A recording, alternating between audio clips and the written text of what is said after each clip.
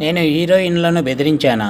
అంత కర్మ నాకు పట్టలేదు. కేటీఆర్ తనకు ఎలాంటి ఇల్లీగల్ వ్యవహారాలతో సంబంధం లేదన్నారు మాజీ మంత్రి కేటీఆర్.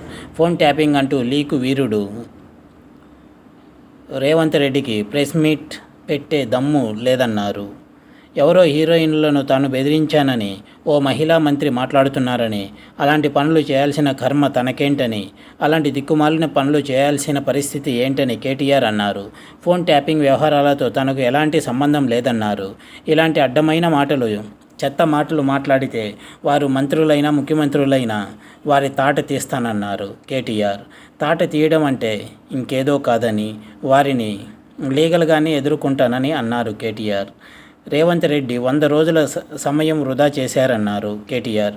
ఇది కాంగ్రెస్ తెచ్చిన కరువే అన్నారు. ఇది కాలం తెచ్చిన కరువు కాదన్నారు. తాగునీటి కష్టాలు తీర్చాలన్నారు. ప్రాజెక్టుల గేట్లు ఎత్తాలన్నారు కేటీఆర్. తెలంగాణ ప్రజల గొంతు ఎండకుండా చూడాల్సిన బాధ్యత ప్రభుత్వానిదే అన్నారు. ప్రజలకు ఫ్రీగా వాటర్ ట్యాంకులు ఇవ్వాలన్నారు. ఫ్రీగా 20,000 లీటర్లు వాటర్ ఇవ్వాలన్నారు. రేవంత్ రెడ్డికి పరిపాలన అనుభవం లేదన్నారు. నేర్చుకోవాలన్న ఆతృత కూడా ఆయనకు లేదని ఆరోపించారు కేటీఆర్. దేశంలో కాంగ్రెస్ రాహుల్ గాంధీ చల్లని నోటు అన్నారు. సొంత నియోజకవర్గంలోనే రాహుల్ ఓడిపోయారన్నారు.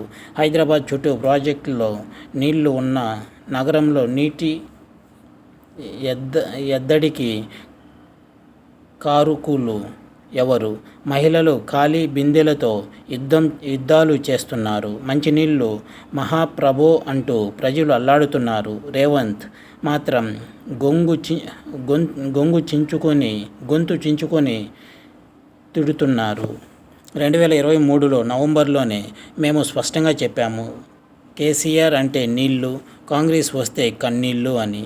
కాళేశ్వరంను విఫల ప్రాజెక్టుగా చూపించే ప్రయత్నం చేస్తున్నారు. రాష్ట్రంలో 218 మంది రైతులు ఆత్మహత్య చేసుకుంటున్నారు కేటీఆర్. ఈ వివరాలన్నీ రేవంత్ రెడ్డికి తాను అందిస్తానన్నారు.